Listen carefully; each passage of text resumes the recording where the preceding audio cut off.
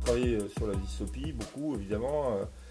Et là, pour moi, c'est une uchronie si on veut, mais c'est surtout c'est un roman, quoi. Un roman. Moi, je suis très intéressé par.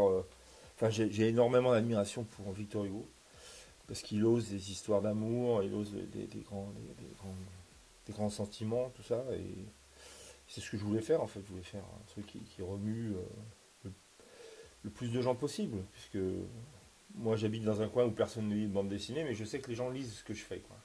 Donc en fait, je m'adresse pas du tout aux lecteurs de bande dessinée, je m'adresse aux lecteurs en général. Et je tenais à ce que ce soit une histoire qui parle à tout le monde, quoi. Ah, même des gens qui n'aiment pas la bande dessinée, ou qui ont du mal à en lire. Par exemple, des gens qui ont 75, 76 ans, qui n'ont jamais lu de bande dessinée, donc ils n'ont pas le réflexe bande dessinée. Et cette histoire, ils la lisent, quoi.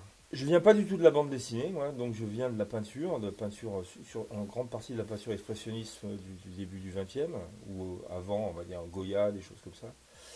Et alors au début, ça m'a beaucoup handicapé dans le milieu de la bande dessinée, parce ils étaient sur un rythme, ils aimaient Tintin, ou ils aimaient Franquin, ou ils aimaient Giraud, ou... Enfin, il y avait toute une... comment on appelle ça un classicisme de la bande dessinée, et moi j'étais pas dedans, et donc... mais j'étais pas non plus comme des gens qui sont très... bizarroïde. Donc j'étais un peu le cul entre deux chaises. Donc et jusqu'au jour où finalement le public, enfin mon public, s'est totalement accommodé à ce dessin, quoi. C'est souvent des gens d'ailleurs qui connaissent pas trop la BD et qui connaissent plutôt la peinture. Quand tu connais la peinture, t'es pas tellement surpris par mon dessin, quoi.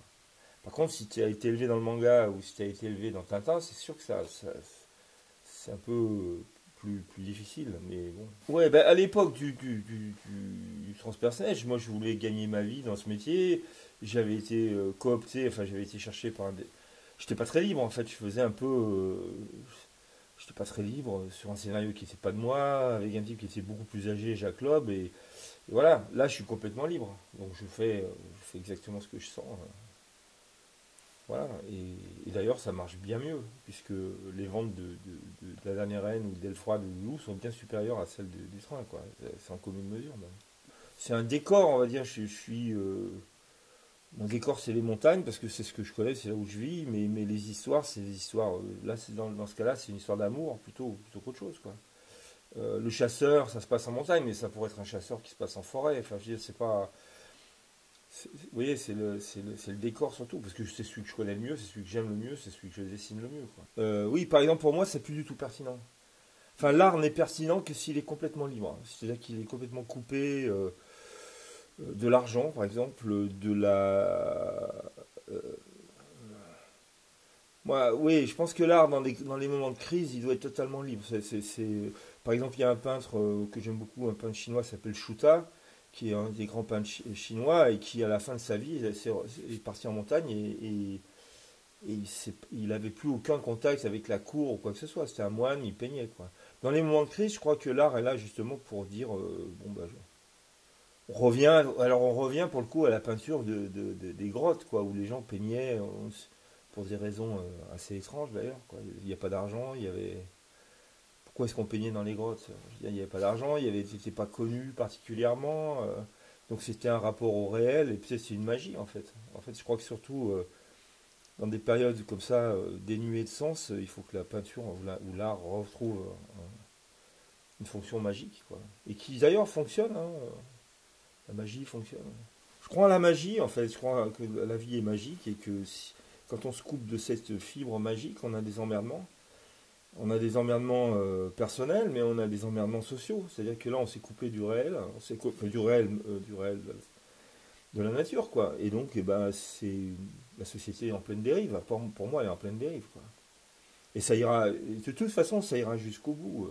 Quand il dit quand le dernier ours disparaîtra euh, on rentrera dans le temps des ténèbres, ça veut en gros dire le jour où vous aurez achevé la nature, dans sa partie la plus belle, c'est-à-dire les grands mammifères ou des animaux qui nous confrontent. Je veux dire, parce que si vous rencontrez un ours, vous n'allez pas estimer que c'est vous le patron, quoi. Dans la forêt, vous allez vite voir que vous êtes... Enfin, cet animal-là, moi j'ai un ami, enfin un ami, Morisot, un philosophe, qui a dit quand un ours se lève, c'est toute la nature qui se lève avec lui. c'est une belle métaphore. C'est-à-dire que le problème de l'ours, c'est il montre la puissance, quoi, la puissance c'est ce que je voulais montrer dans cette histoire. Et je crois que l'homme est un animal particulièrement peureux. Et comme tous les peureux, il est extrêmement violent, quoi.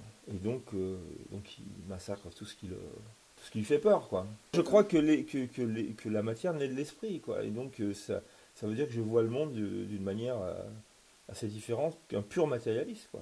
Le pur matérialisme, c'est quoi? Ça vient de Descartes, c'est-à-dire l'homme-machine, ou de Marx si on veut, mais Descartes, c'est vraiment le noyau. Je pense pas qu'on ait des machines, quoi.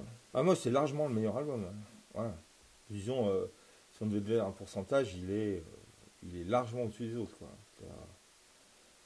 Moi, je mettrais celui-là en premier, je mettrais sûrement le loup en deux, je mettrais, ouais, enfin bon, sûrement Elfroid dans le 3, et après, après le Lobe, et puis après Terminus. J'ai l'impression que c'est mon meilleur, donc oui, j'ai l'impression que c'est mieux, quoi. Enfin, le scénario, je pense qu'au niveau scénario, c'est peut-être, ouais, je pense que c'est le plus complexe.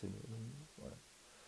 Et le dessin, je trouve que ça fonctionne. Non, je pense que c'est, ouais, je vais pas dire, je dis, moi, je suis à mon maximum, voilà, quoi.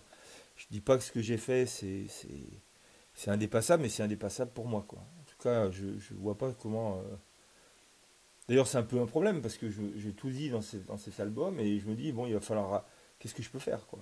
Derrière, est-ce que je rattaque une BD ou est-ce que je fais de la sculpture, de la peinture et je le place aux jeunes, on va dire. Moi, là, pour l'instant, à un moment où on se parle, ouais, je crois que je vais finir là-dessus, quoi. Je, parce que j'ai des histoires en tête, mais est-ce qu'elles mériteraient d'être. Est-ce que ça mériterait que je perde 3 ans de ma vie pour les faire? C'est pas évident.